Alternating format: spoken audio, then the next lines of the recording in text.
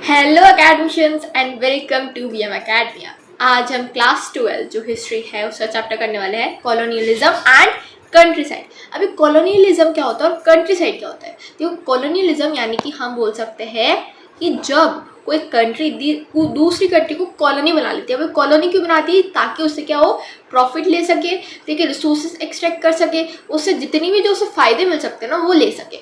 Example लो, बहुत easily समझ में आएगा। ब्रिटेन थी, ठीक है। अब ब्रिटेन ने क्या किया था, एक इंडिया को कॉलोनी बनाया था अपनी, ठीक है। अब यहाँ पे इंडिया को कॉलोनी बनाया था किस मोटिव से? प्रॉफिट लेने के लिए। जो अपनी होम कंट्री यानी जो हमारी जो ब्रिटेन वाली जो कंट्री थी, ठीक है, उसको हम क्या बोलेंगे? होम कंट्री या जो मदर कंट्री है, उसने इंडिया को कॉलोनी बनाया। इंडिया की हुई कॉलोनाइज्ड कंट्री हुई, जिसके अंदर से इंडिया से जितने भी रिसोर्सेज है, जितने भी मिनरल्स हैं या फिर जो भी उन्हें प्रॉफिट लेना है, सारी इकोनॉमी यहाँ पे ब्रिटेन के पास पहुंच जाएगी और ये ब्रिटेन ही से बेनिफिट होगा, इंडिया बेनिफिट नहीं होगा।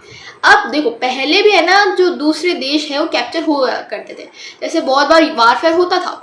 बट उस टाइम क्या था कि अगर सपोज हमारा एक एरिया है और पास वाले एरिया को हमने ना वॉर के अंदर क्या किया, वापस अपने कब्जे में ले लिया, तो हम है ना, जब भी कोई लीडर होगा ना वहाँ का, तो दोनों एरिया के लिए फैसला करेगा, दोनों एरिया के प्रॉफिट में फैसला करेगा। ऐसा नहीं सिर्फ एक एरिया के लिए प्रॉफिट में फैसला किया और दूसरे एरिया से ही रिसोर्सेज एक्सट्रैक्ट कर रहे हैं। तो मेन मोटिव क्या है कहने का, कि पहले जो वॉरफेयर होता था उसके अंदर अगर सपोज एक कंट्री थी, उसने दूसरी कंट्री पर वॉर लॉन्च किया और फिर उसको अपने कब्जे में ले लिया, तो क्या होगा, अब जो भी रूलर होगा वो पूरा कंट्री बन चुकी है, वो उसकी कंट्री है, अब वो उन्हीं के लोग हैं, तो वो सबके प्रॉफिट में सोचेगा। पर कॉलोनियलिज्म में क्या था कि सिर्फ अपनी कंट्री को रिच बनाना है और दूसरों की कंट्री को एक्सप्लॉइट करना है। तो ब्रिटेन ने ठीक यही इंडिया के अंदर किया। इंडिया को एक्सप्लॉइट करने का मेन मोटिव था ब्रिटेन का, उससे जो भी इकोनॉमिकल रिसोर्सेज है उससे एक्सट्रैक्ट करना था ब्रिटेन को। अब कंट्री साइड क्या होते हैं? कंट्री साइड आप विलेजेस बोलते हैं। कंट्री साइड यानी जो हमारे विलेजेस है वो होते हैं कंट्री साइड। अब कॉलोनियलिज्म ने कंट्री साइड को किस तरह इम्पैक्ट किया, उनके लोगों को किस तरह इम्पैक्ट किया, हम इस चैप्टर के अंदर वही देखने वाले हैं। तो देखो, हम इस चैप्टर के अंदर सबसे पहले किन किन लोगों के बारे में पढ़ेंगे? जमींदार्स ऑफ बंगाल, ठीक है, एकदम रिच कम्युनिटी बारे में पढ़ेंगे सबसे पहले बंगाल की। देन उससे थोड़ा माउंटेन एरिया में शिफ्ट हो जाएंगे। देन पहाड़ियाज एंड जो संथल्स दोनों ही क्या है, ट्राइबल्स है। देन जो फार्मर्स है, फार्मर्स सेटल्ड कम्युनिटी पर आ जाएंगे जो डिकेन रीजन के अंदर है। और हम यहाँ पे किसके बारे में पढ़ने वाले? ईस्ट इंडिया कंपनी के बारे में। अब एक चीज ध्यान रखना, बहुत सारे लोगों को मिसकंसेप्शन होता है कि ब्रिटेन ने इंडिया को 200 ईयर्स तक रूल किया था, हम ये बोलते हैं, है ना, एकदम ही गलत चीज।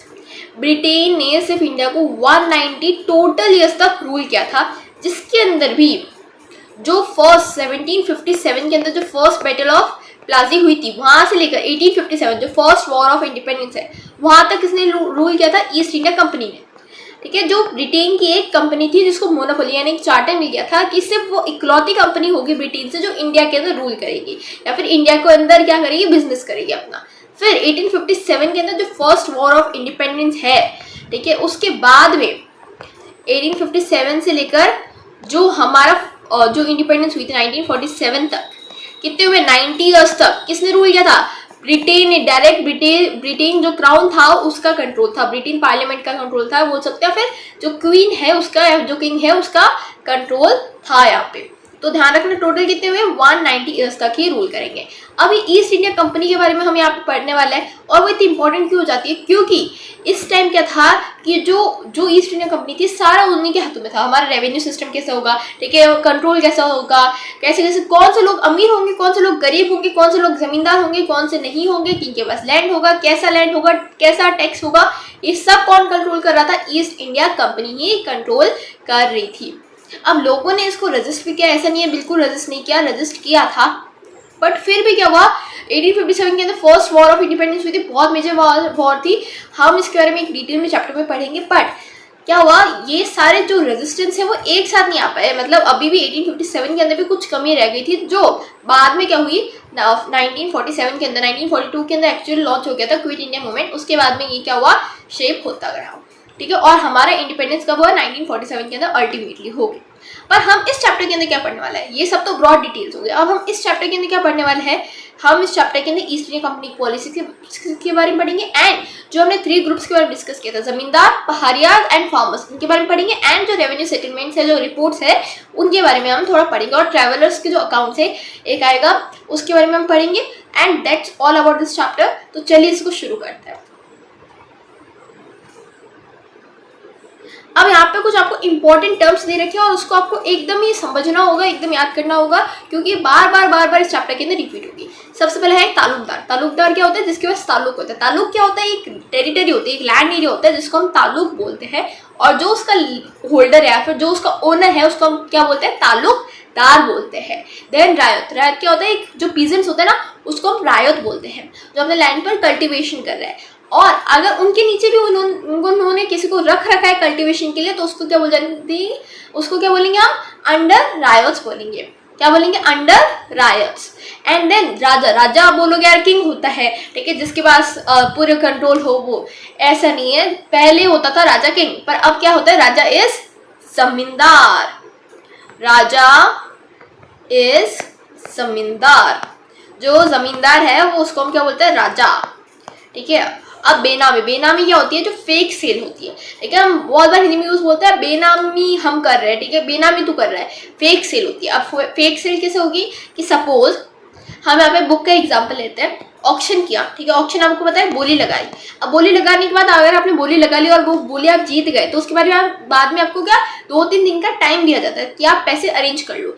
अब आपने 2-3 दिन बाद में बोला कि है ना पैसे है ही नहीं मेरे पास, तो क्या होगा? वो फेक सेल हो गई, फिर उस बोली वापस लगाई जाएगी और बहुत ज़्यादा खर्चा होगा। तो ये सब चलता रहता था। हम इसके बारे में एक स्टोरी पढ़ेंगे जमींदार की बोली के लेकर। अब वो क्या होगी, कैसे होगी, हम इस चैप्टर के अंदर देखेंगे।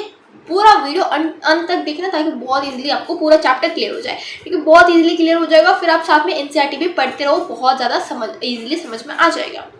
देन लाठेल। लाठेल क्या होता है? जिसके पास लाठी होती है। अब पहले के टाइम पर जो पहलवान होते थे ना उसके साथ में जो लाठी होती है ना उन्हें उन्हें क्या बोला जाता था कि हाँ ये तो गार्डमैन है या फिर यही स्ट्रॉन्ग है।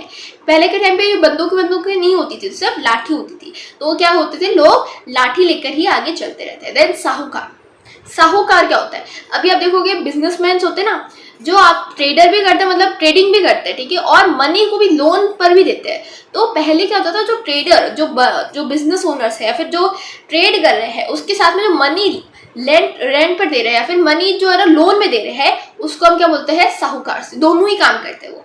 देन रेंटियर। रेंटियर क्या होता है? एक ऐसा इंसान जो रेंट की इनकम पर यानी जो किराए पर अपना जीवन गुजारे, ठीक है, फिर जो किराया ले अपनी प्रॉपर्टी का उसको हम क्या बोलते हैं? रेंटियर बोलते हैं। अब बंगाल की बात करेंगे तो बंगाल आपको पता है बहुत ज़्यादा फर्टाइल रीजन था, ठीक है, बहुत ज़्यादा प्रॉस्परस रीजन था। और क्यों यहाँ पे इतना ज़्यादा प्रॉस्परस था? सबसे पहले तो फर्टाइल था, ठीक है, एग्रीकल्चर बहुत अच्छा होता था। सेकंड चीज़ ये सी से है। अब देखोगे जो बंगाल वाला रीजन है ना उसके पास में सी आ जाता है, ठीक है, और उसकी वजह से क्या हो जाता है कि वहाँ से ट्रेड बहुत ज़्यादा अच्छा हो जाता है, ट्रेड बहुत ज़्यादा ईजी हो जाता है। और जो भी आए हैं ना, जैसे ब्रिटिशर्स आए वो उसी के जरिए आए हैं क्योंकि सी रूट से ही आ सकते हैं। माउंटेन से आने जाओगे हिमालयाज आ जाएंगे, बहुत सारे माउंटेन्स आ जाएंगे, ठीक है, कॉस्ट बहुत ज़्यादा लगेगी। तो मैक्सिमम लोग क्या आ जाते हैं? सी से ही आते हैं और यहाँ से ट्रेड बहुत बहुत बहुत ज़्यादा होती है, ठीक है। तो बंगाल बहुत ज़्यादा प्रॉस्परस रीजन था। और यहाँ पे जब ब्रिटिशर्स गए ना तो ये इतना ज़्यादा पुअर रीजन हो गया ना, यहाँ पे पॉवर्टी इतनी ज़्यादा हो गई, इतनी ज़्यादा फेमाइन्स आई है ना। देखोगे ग्रेट बंगाल फेमाइन, बहुत ज़्यादा बड़ी बड़ी फेमाइन्स आई है, ठीक है, ये मेजर एग्जाम्पल है। और ऐसे बहुत सारी चीज़ें हुई है। पर अभी हम क्या पढ़ेंगे कि उस टाइम पर क्या रिवॉल्ट चल रही थी, क्या सिचुएशन थी। हम कब की बात करेंगे? जो 18th सेंचुरी है उसके जो लेटर फेज है वहाँ की बात करने वाले हैं। आप देखो परमानेंट सेटलमेंट की हम बात करेंगे। परमानेंट सेटलमेंट आपको स्टोरी बता देती हूँ, फिर हम इसके जरिए भी एक बार टेक्स्ट के थ्रू अगर कुछ बचा है तो वो भी देख लेंगे। अब देखो परमानेंट सेटलमेंट क्या है? परमानेंट वर्ड से क्या पता चलता है? परमानेंट वर्ड से हमें क्या पता चलता है? जो फिक्स है, चेंज नहीं हो रहा। और सेटलमेंट क्या होता है? सेटलमेंट यानी जो रेवेन्यू सेटलमेंट है, जिससे क्या है वो हम रेवेन्यू एक्सट्रैक्ट कर सके। और कौन एक्सट्रैक्ट करेगा? ईस्ट इंडिया कंपनी एक्सट्रैक्ट करेगी। अब परमानेंट क्या होता है और रेवेन्यू सेटलमेंट तो हमने समझ लिया। अब इन दोनों को साथ मिलाओ। परमानेंट सेटलमेंट यानी कि एक ऐसा रेवेन्यू सिस्टम बना देंगे जिसके अंदर जो रेवेन्यू है वो परमानेंट होगा, चेंज नहीं होगा। और कब होगा? 20 साल या तक क्या होगा? परमानेंट फिक्स कर दिया जाएगा। और कब इंट्रोड्यूस हुआ? 1973 के अंदर इंट्रोड्यूस हुआ। ठीक है, सॉरी 1793 के अंदर इंट्रोड्यूस हुआ, 1793 के अंदर इंट्रोड्यूस हुआ था। कब हुआ था? 1793 के अंदर। अब इस सेटलमेंट के अंदर क्या था? देखो, हम जो ब्रिटिशर्स थे उन्होंने इतना ज़्यादा कुछ मतलब नहीं था कि सोशल ऑर्डर कैसा है, कैसे स्ट्रक्चर है, उन्हें सिर्फ रेवेन्यू चाहिए था। और परमानेंट क्यों लाया गया था, सबसे पहले समझो। उन्होंने क्या सोचा था कि यार अगर है ना, एक रायत क्या होता है, मैंने आपको बताया पीजेंट्स होते हैं, ठीक है। रायत अगर उन्हें सपोज फिक्स कर देंगे तो उनके पास एक गारंटी हो गया कि मेरे ब्रिटिश जो सरकार है वो मेरे से फिक्स रेवेन्यू लेगी। तो क्या होगा, मुझे बाद में क्या है ना, अगर मेरे प्राइसेस बढ़े तो भी मुझे फिक्स होगा और मैं इन्वेस्टमेंट ज़्यादा कर पाऊंगी। ये थिंकिंग थी। इसके बारे में हम डिटेल में थोड़ा आगे पढ़ूंगी, मैं बताऊंगी, मैं आपको पूरा डिटेल में बता दूंगी, सब कुछ क्लियर हो जाएगा। अभी शॉर्ट में बता रही हूँ कि थिंकिंग थी कि रेवेन्यू आप क्या करेंगे, हम थोड़ा सा हाई सेट करेंगे। अगर जैसे जैसे एग्रीकल्चर प्राइसेस बढ़ेंगे तो क्या होगा, फार्मर के पास ऑलरेडी ज़्यादा इनकम आ जाएगी, तो हमारा भी लॉस नहीं होगा, उसके पास भी प्रॉफिट होगा, वो ज़्यादा इन्वेस्टमेंट करता जाएगा। ये थिंकिंग थी कि प्राइसेस जैसे जैसे बढ़ेंगे ये सब सेट हो जाएगा। और ब्रिटिश जो सरकार थी, अब जो ईस्ट इंडिया कंपनी थी, वो इतनी ज़्यादा लालची थी ना कि कोई भी देखो तो रेवेन्यू सिस्टम बहुत ज़्यादा हाई रेवेन्यू चार्ज किया जाता था। पहले भी चार्ज करते थे रेवेन्यू, ऐसा नहीं है नहीं चार्ज करते थे। पहले जो जमींदार होते थे, ठीक है, पीजेंट से रेवेन्यू लेते थे और फिर किंग को देते थे। पर अगर कोई फेमाइन्स आ गई, कोई कुछ हो गया, ठीक है, तो वो रेवेन्यू माफ़ कर दिया जाता था और रेवेन्यू इतना ज़्यादा हाई कभी होता ही नहीं था। जैसे ही ईस्ट इंडिया कंपनी इतना ज़्यादा हाई रेवेन्यू आया ना, था कि जो रायत है उनके पास पेमेंट करने के लिए कोई पैसे ही नहीं रहे। एंड सेकेंड चीज़, कभी कोई नेचुरल कैलेमिटी आती थी तो जो ईस्ट इंडिया कंपनी है वो बिल्कुल भी कंसिडरेट नहीं थी। उन्हें तो बस रेवेन्यू चाहिए, तो बस चाहिए ही चाहिए, भले कैसे ही ला कर दो। अब वो डायरेक्टली ये जो रायत है उनसे कांटेक्ट नहीं करती थी, उनसे कलेक्ट नहीं करती थी रेवेन्यू। उसके वो रायत से कौन कलेक्ट करता था? जमींदार। और जमींदार क्या देते थे? ईस्ट इंडिया कंपनी को रेवेन्यू दे देते थे, ठीक है। ये स्टोरी चल रही थी। अब ये स्टोरी कहाँ से शुरू हुई? 1793 के अंदर हुआ था, पर उससे पहले की थोड़ी हिस्ट्री देख लेते हैं। देखो, सबसे पहले 1757 के अंदर क्या हुआ? बैटल ऑफ प्लासी हुई, ठीक है, जो बंगाल का थोड़ा बहुत एरिया उन्हें ईस्ट इंडिया कंपनी ने कैप्चर कर लिया। देन 1764 के अंदर क्या हुआ? बैटल ऑफ बक्सर हुई। और 1765 के अंदर एक ट्रीटी साइन हुई जिसके अंदर ब्रिटिशर्स को क्या मिल गया? दीवानी राइट्स मिल गया। अभी दीवानी राइट्स क्या होते हैं? दीवानी राइट्स वो राइट्स होते हैं जिससे आपको जो रेवेन्यू है पूरे वहाँ जो जगह का, उसको आप कंट्रोल कर सकते हो। दीवानी राइट्स मिल गए ब्रिटिशर्स को, तो इसलिए उन्होंने ये क्या करा? रेवेन्यू सिस्टम लाना शुरू कर दिया। पहले तो क्या था, जो चल रहा है बस वो चलने दो, फिर क्योंकि ऑर्गेनाइज करना था इसलिए क्या हुआ? रेवेन्यू सिस्टम लाना उन्होंने शुरू कर दिया। ये कहानी चल रही थी। अब यहाँ पे एक चीज़ क्या होती है कि जो रेवेन्यू डिमांड्स है बहुत ज़्यादा हाई है, ना तो जमींदार पे कर पा रहा है, ना जो रायत है वो पे कर पा रहा है। तो क्या होगा, अगर ईस्ट इंडिया कंपनी को रेवेन्यू नहीं मिला, मतलब ऐसे तो अगर आप कोई वार्निंग नहीं दोगे तो वो पे तो नहीं करेंगे। अगर ईस्ट इंडिया कंपनी को रेवेन्यू नहीं मिला तो क्या होगा? जो जमींदार है, गोली इन पर लगती थी, इन पर कुछ नहीं होता था, रायत से तो कुछ कॉन्टेक्ट ही नहीं था, किससे था? जमींदार से। अगर जमींदार रेवेन्यू पे नहीं कर पाते तो क्या होता था? जमींदार का जो लैंड है, यानी उसकी जमींदारी यानी जो भी लैंड जमींदार के पास है उसको ऑक्शन करा दिया जाता था, यानी उसकी बोली लगा दी जाती थी। और क्या होगा? जमींदार से जो लैंड है वो कहाँ ट्रांसफर हो जाएगा? किसी और इंसान को दे दिया जाएगा जो सबसे ज्यादा हाईएस्ट जो है बोली लगाएगा। यहाँ तक समझ में आया? अब क्योंकि इंडियंस है ना, लूप होल्स फाइंड करने में बहुत अच्छे से फाइंड कर लेते हैं, ऐसे ही फाइंड कर लेते हैं। तो इन्होंने भी लूप होल फाइंड कर लिया और क्या किया? जमींदार ने अपने ही आदमी को वहां भेज दिया कि बोली में तुम ही जाओ, ठीक है। वहां से उसने बोली लगाई, ऑक्शन जीत गया, बोली जीत गया। फिर क्या हुआ? 2 दिन बाद में पैसे मांगने आया जब ब्रिटिश जो ईस्ट इंडिया कंपनी है, तो बोला मेरे पास तो पैसे नहीं, वापस बोली लगा, तो वापस ऐसे हुआ, बार बार खर्चा होता गया। तो फिर इन द एंड क्या हुआ? बहुत ही सस्ते दाम पर उसकी जमींदारी उसके पास ही आ गई। तो ऐसा चलता रहता था। और भी वो एक और मेथड थी, ठीक है। उस मेथड के अंदर क्या था कि सपोज अगर है ना किसी और ने बोली में ले भी लिया है, खरीद भी लिया, तो भी उसके जमींदार के आदमी है वो उन्हें आने नहीं देते थे, उसकी जमींदारी पर कंट्रोल नहीं करने देते थे। तो ये एक और मेथड चल रही थी, ठीक है। और ये फेल क्यों होते थे? क्योंकि रेवेन्यू डिमांड्स बहुत ज़्यादा हाई थी, ठीक है, कोई भी फ्लेक्सिबिलिटी नहीं थी, परमानेंट था, कुछ भी चेंज नहीं हो रहा था। अब इसके बारे में हम एक टेक्स्ट के बारे में ये पूरा समझ लेते हैं, ठीक है। एक बार आपकी ब्रॉड अंडरस्टैंडिंग हो चुकी है इस चैप्टर को लेकर, अब क्या करेंगे हम इसके अंदर देख लेंगे कौन कौन सा पॉइंट हमारे रह गए हैं। देखो, फर्स्ट स्टैब्लिश्ड कॉलोनियल रूल कब हुआ था? बंगाल के अंदर हुआ था।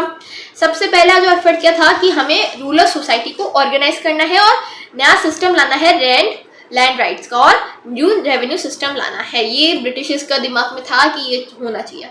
अब आपको एक स्टोरी दे रखी है 1797 के अंदर बुर्दवान यहाँ पे क्या है कि एक गांव, एक जमींदारी थी जिसको ऑक्शन करा दिया जा रहा था। राजा यानी जो जमींदार है उसकी जो जमींदारी है उसको ऑक्शन कराया जा रहा था। अब उसने क्या किया कि उसके ही आदमी को भेज दिया और उन्होंने खरीद लिया और फिर वापस ऐसे सिस्टम चलता रहा, जैसे मैंने आपको अभी बताया।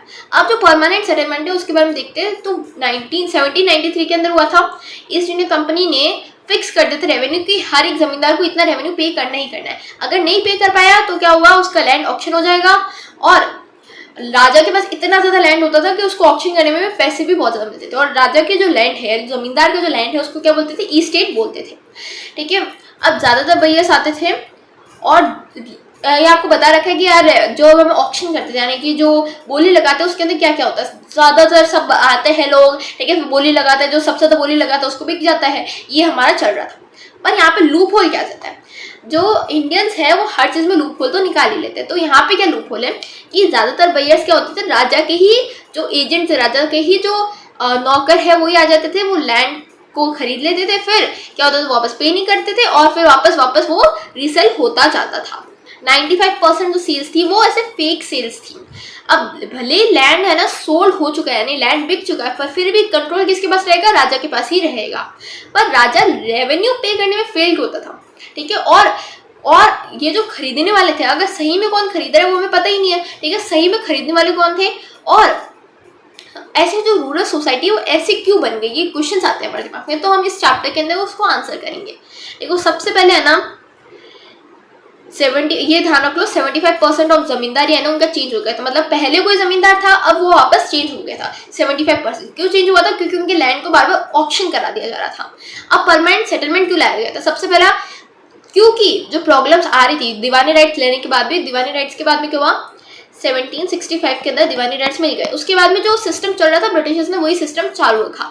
फिर क्या हुआ, थोड़ी बहुत प्रॉब्लम्स आ गई तो उन्होंने क्या किया, स्टेबलाइज करने के लिए रूरल इकोनॉमी, जो फेमाइंस बहुत ज़्यादा आ रही थी, क्योंकि ब्रिटिश उस टाइम भी रेवेन्यू बहुत ज़्यादा चार्ज कर रहे थे। जो फेमाइंस आ रही थी ना उसको कंट्रोल करने के लिए, नाम में डॉक्यूमेंट्स के अंदर आपको हमेशा ये मिलेगा, पर आप रियल मोटिव तो क्या होगा, रेवेन्यू ही हमेशा हमारा रियल मोटिव होगा। मतलब उनका real motive east India company का क्या होगा, रेवेन्यू ही होगा। अब यहाँ पे क्या दे रखा है कि उनकी जो सफरिंग हो रही थी, जो लो एग्रीकल्चर प्रोड्यूस है, जो लो एग्रीकल्चर आउटपुट है, उससे जो सफरिंग हो रही थी उसको हटाने के लिए क्या किया था, परमानेंट सेटलमेंट लाया था। अब गोल क्या था कि इन्वेस्टमेंट इंकरेज करना और प्रॉपर्टी राइट सिक्योर करना। अब कैसे सिक्योर करेंगे, सपोज आप एक फार्मर हो, ठीक है, अब आपसे सपोज सरकार है ना, भले आपकी कितनी इनकम हो, इरिस्पेक्टिव ऑफ योर इनकम, आपसे सिर्फ 100 रुपये चार्ज करेगी। अब वो 1000 रुपये पर आप 1000 रुपये कमा रहे हो तो भी 100 रुपये चार्ज होंगे, 20 रुपये कमा रहे हो तो भी 100 रुपये चार्ज होंगे। अब जैसे जैसे प्राइसेस बढ़ेंगे, जैसे जैसे आपकी इनकम बढ़ेगी तो क्या होगा, आप ज़्यादा कमाओगे, पर चार्जेस तो फिक्स है। तो क्या होगा, मतलब सपोज आपने पहले क्या थे 100 रुपये कमा रहे थे तो आपके पास कोई सेविंग नहीं थी। अब आप 1000 रुपये कमा रहे हो, ठीक है, तो सेविंग होगी 900 रुपये की।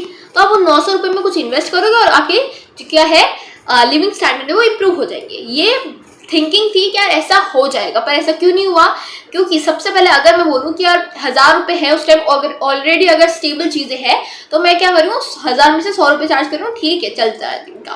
पर अगर क्या हो कि मैं 1000 रुपये कमा रही हूँ और उसमें से मैं 900 रुपये चार्ज कर रही हूँ, ठीक है, जो क्योंकि रेवेन्यू डिमांड इतनी ज़्यादा हाई थी कि 900 रुपये चार्ज हो रहे हैं, तो फिर मैं कैसे जीऊँगी, ठीक है, तो मेरा जो घर है वो कैसे चलेगा।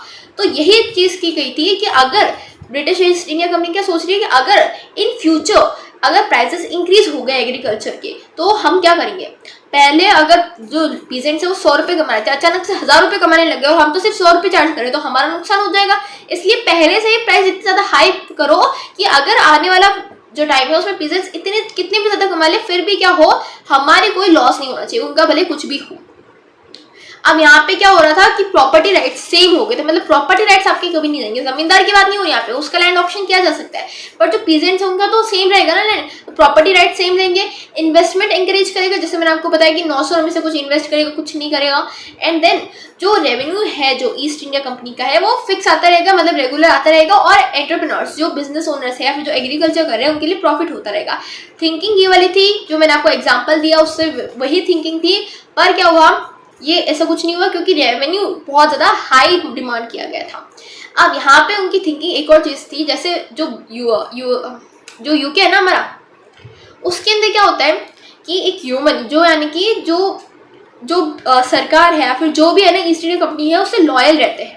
ठीक है, एक ह्यूमन यानी कि एक ऐसे फार्मर्स जो क्या करे, थोड़े रिच हो, ठीक है, एक साथ में ऐसे नॉर्मल स्टेबल रिलेशन हो, ठीक है, रिच हो, जो गवर्नमेंट है उसकी बात माने, ऐसी डिमांड थी, मतलब ऐसी थिंकिंग थी इंडिया में भी सेम चीज़ इम्प्लीमेंट करेंगे, पर ऐसा हुआ नहीं। ठीक है, और थिंकिंग हम यहाँ पे क्या पढ़ रहे हैं, सिर्फ थिंकिंग पढ़ रहे हैं, उसका क्या हुआ वो हम आगे वाली स्लाइड में पढ़ेंगे। सबसे पहले क्या थी कि थिंकिंग की थी कि एक रिच फार्मर्स हम प्रोड्यूस कर लेंगे जिनके पास कैपिटल भी होगा, उनका खुद का एंटरप्राइज भी होगा और कंपनी से लॉयल भी होंगे, क्योंकि हम परमानेंट सेटलमेंट ला रहे हैं, सेटलमेंट जो रेवेन्यू है वो फिक्स कर दिया हमने, वो इंक्रीज नहीं कर रहे। और परमानेंट सेटलमेंट के अंदर क्या था, राजास और तालुकदार बने थे। राजा और तालुकदार क्या होता है, राजा यानी कि जो जमींदार है और तालुकदार यानी जो बड़े बड़े जिसके पास तालुक है, ठीक है, और जो बड़े बड़े जो लैंड ओनर्स थे उन्हें भी हम तालुकदार बोलते हैं, और उन्हें ही हमने क्या बोल दिया, जमींदार बोल दिया। ठीक है, इन दोनों को ही हमने क्या बोला, जमींदार बोला। पहले क्या था, जमींदार की बहुत ज़्यादा ड्यूटीज थी, वो बहुत ज़्यादा पावरफुल थे। ऐसा नहीं है जमींदार अब नया कॉन्सेप्ट आया है, जमींदार पहले से एग्जिस्ट करता है, पर पहले ज़्यादा पावरफुल थे, ठीक है, ज़्यादा स्ट्रॉन्ग थे और इतना ज़्यादा ऑपरेसिव नहीं थे। कंट्रोल्ड वे में वो टैक्स लेते थे, किंग इतना ज़्यादा टैक्स भी डिमांड नहीं करता था। ठीक है, अगर कुछ कैलेमिटी आ गई तो क्या होगा, टैक्स माफ भी कर दिया जाता है। पर जैसे ईस्ट इंडिया कंपनी आई, मैंने आपको ऑलरेडी बता चुका है, बहुत ज़्यादा ऑपरेसिव वे शुरू हो गया। अब यहाँ पे जमींदार की मेन ड्यूटी क्या है परमानेंट सेटलमेंट के अंदर, ये स्टेट को सिर्फ फिक्स रेवेन्यू मिलना चाहिए, यानी कि एक ये जमींदार है ना, और कुछ नहीं है, सिर्फ रेवेन्यू कलेक्टर है, बस उतना ही काम है जमींदार का, और कुछ काम नहीं है। डेफिनेशन क्या थी कि है ना, लैंड ओनर नहीं है बट एक रेवेन्यू कलेक्टर है, क्योंकि लैंड को जो जमींदार है अगर वो टैक्स कलेक्ट करके नहीं दे पाया तो उसकी लैंड को वापस ऑक्शन करा दिया जाएगा। तो जो लैंड ओनर है वो तो थे ही नहीं जमींदार, वो क्या है, सिर्फ रेवेन्यू कलेक्टर है। हर एक जमींदार के पास जितना भी लैंड है, सपोज एक जमींदार है उसके पास पूरा एक गांव है लैंड, तो उसको क्या बोलेंगे हम, 1 रेवेन्यू स्टेट बोलेंगे। दूसरा जमींदार उसके पास 6 गांव है, तो भी वो क्या होगा, 1 रेवेन्यू स्टेट हो जाएगा ईस्ट इंडिया कंपनी के लिए। अब जो जमींदार वो ऐसे तो नहीं है कि अपने खुद की पॉकेट से देंगे पैसे, वो ऐसे नहीं देंगे, वो क्या करेंगे, कलेक्ट करेंगे रेंट। कहाँ से कलेक्ट करेंगे, विलेजेस से कलेक्ट करेंगे, और फिर क्या करेंगे, कंपनी को दे देंगे। अब उसमें से जो बच गया वो अपनी खुद की इनकम मान लेंगे। कैसे होगा, अगर मैं सपोज ईस्ट इंडिया कंपनी ने 100 रुपये डिमांड किया, 100 रुपये उन्हें फिक्स रेवेन्यू चाहिए, मैंने कलेक्ट किए 1000 रुपये। ठीक है, मैंने जो जमींदार है उसने 1000 रुपये कलेक्ट किया, किससे, पीजेंट से या फिर जो विलेजर्स से। ठीक है, अब उसके पास उसको तो सिर्फ 100 रुपये देने, तो 900 रुपये अपने पास रखेगा और 100 रुपये क्या दे देगा, ईस्ट इंडिया कंपनी को दे देगा। तो ये 900 रुपये क्या हो गई, उसकी इनकम हो गई। ये ऐसा खेल चलता था।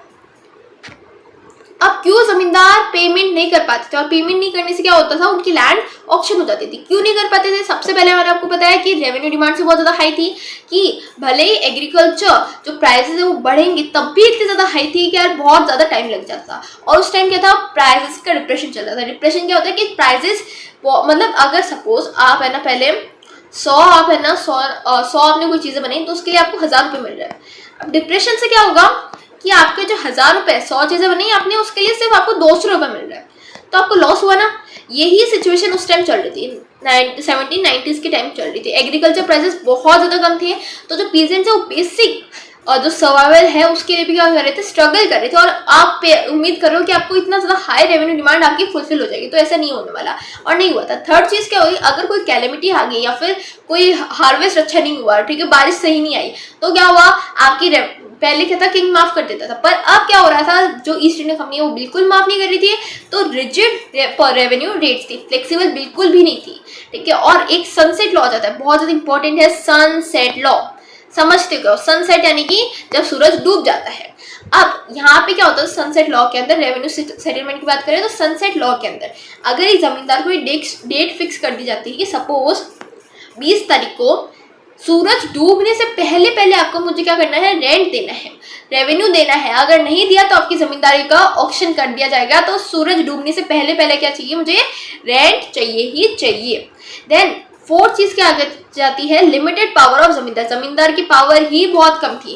पहले जमींदार के पास ट्रूप्स हुआ करते थे, यानी कि उनके खुद के एक आर्मी जैसा होता था, उसको हटा दिया गया था ईस्ट इंडिया कंपनी ने। देन जो कस्टम ड्यूटीज जो जमींदार लगाते थे उसको भी हटा दिया गया।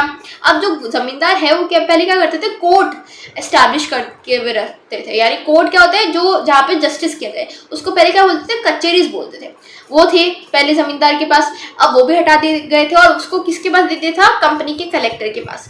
देन उसके पास कोई अथॉरिटी नहीं थी कि वो जस्टिस कर सके, ठीक है, और लोकल पुलिस पुलिस को भी होल्ड कर सके वो भी कुछ नहीं था, ठीक है। एंड देन जो जमींदार है सारी पावर्स हटाए तो कहाँ पे जाएगी पावर्स, किसी के पास तो जाएगी, तो वो कहाँ गई थी, कलेक्टर के पास में गई थी। अब जब भी जमींदार है ना कोई पेमेंट नहीं कर पाता था तो क्या होता था, जो एक ऑफिशियल आता था, ऑफिसर आ जाता था और वो क्या करता था, वो वहां पे आता था, उसको एकदम मतलब उसकी जो इन्फ्लुएंस है, मतलब जो उसकी इमेज है उसको डिस्ट्रॉय करता था। अब ये आज से आप बात समझ गए होंगे इमेज कैसे डिस्ट्रॉय होती होगी। एंड रियल जो रेंट का जो इशू था वो बहुत टाइम से था, ऐसा नहीं है। और यहाँ पे आपको ध्यान रखना है कौन सा, और जमींदार का एक ऑफिसर था, जमींदार खुद नहीं चाहता था 200 गांव में, 200 गांव के अंदर खुद तो नहीं जाएगा, वो अपने ऑफिसर्स को भेजता था और उसका क्या नाम था, अमला, ठीक है। और उसको भेजेगा, वो जाएगा रेंट कलेक्ट करेगा और फिर जमींदार को दे देगा। प्रॉब्लम क्या थी, कई बार होते थे कि ऐसे बैड हार्वेस्ट, मतलब अच्छा हार्वेस्ट नहीं हुआ, अच्छी खेती नहीं हुई, तो क्या हुआ, आप रेवेन्यू पे नहीं कर पाएंगे, प्राइसेस कम है तो रेवेन्यू पे नहीं कर पाएंगे। कई बार जमींदार के क्या होता था, जो रायट्स होते, जो पीजेंट्स होते वो जानबूझकर रेवेन्यू पे नहीं करते थे। क्यों नहीं करते थे, ताकि जमींदार है उसकी जमींदारी का ऑक्शन हो, वो क्या हो, उसके जो पावर है वो कम हो और उसको इंजॉय करते थे। और कई बार बहुत ज्यादा बड़े बड़े जमींदार थे जिसको हम क्या बोलते हैं, ज्योतिदास, ठीक है। और वो रेवेन्यू जानबूझकर डिले करते थे और जब भी जमींदार का जो लैंड है वो ऑक्शन होता था तब वो सबसे पहले जाते थे और वहां से खरीद लेते थे। अब यहाँ पे जो जमींदार और जो मंडल यानी कि जो आप बोल सकते हो ये भी एक पोजीशन हो सकती है जिसके अंदर जो क्या है विलेज हेडमैन होता है, उसको मंडल बोलते हैं। ये क्या करते थे, पीजेंट्स को बोलते थे यार तुम रेवेन्यू पे मत करो ताकि जमींदार है उसकी जमींदारी चली जाए। देन और डिफॉल्टर्स को अगर आप बोलो कि उस टाइम जुडिशियल सिस्टम था कि आप है ना जुडिशरी में बोल सकते हो, केस कर सकते हो, तो अभी जैसे हाल है उससे उस टाइम ज़्यादा बुरे थे हाल। क्या था, अभी भी हम 10-10 साल तक केस चलता है, पहले 15, 20, 30, 40, 50 साल तक केस चलता था और अब उस टाइम तक कुछ नहीं हो रहा था, ठीक है। तो जुडिशियल सिस्टम के अंदर ऑलरेडी बहुत सारी FIRs, ठीक है, बहुत सारी चीज़ें फाइल हो रही थी, लॉज फाइल जो सूट है वो फाइल होते, बहुत सारी चीज़ें चल रही थी, कुछ मतलब नहीं होने वाला, तो वो कोई भी जाता ही नहीं था कोर्ट के अंदर। अब ज्योतिदास के बारे में समझेंगे। अब ज्योतिदास क्या, मैंने आपको बताया कि ज्योतिदास जमींदार का जब फॉल होता था तब वो उसको एंजॉय करते थे। जमींदार का जो जब भी लैंड ऑक्शन होता था वो सबसे पहले खरीदने जाते थे। तो ज्योतिदास कौन है, ज्योतिदास यानी कि जो हमारे रिच पीजेंट्स है, ठीक है, रिच पीजेंट्स जो कहाँ रहेंगे, विलेज के अंदर रहेंगे, सिटी के अंदर कभी नहीं रहेंगे। जो जमींदार है वो सिटी के अंदर रहता था, ठीक है, जबकि ज्योतिदार से वो हमेशा विलेज के अंदर रहते थे, ठीक है।